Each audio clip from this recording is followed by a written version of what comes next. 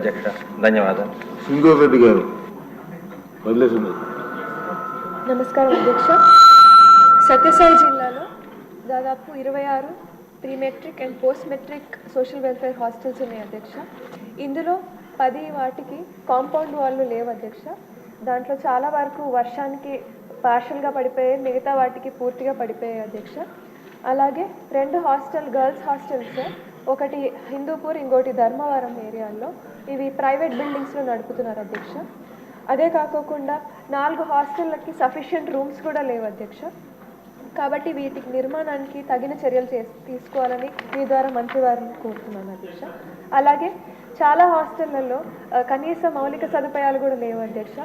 ఈ water plants కానీ, RO water plants కానీ ఎక్కడ కూడా లేవు అధ్యక్ష. అలాగే చాలా వరకు హాస్టళ్లలో వీటిలో 2 వాచ్మెన్ పోస్టులు అండ్ 4 వార్డెన్ పోస్టులు ఖాళీగా ఉన్నాయి. దానివల్ల పిల్లలు కూడా చాలా ఇబ్బంది పడుతున్నారు అధ్యక్ష. దీని మీద కూడా చర్యలు తీసుకోవాలని కోరుతున్నాను.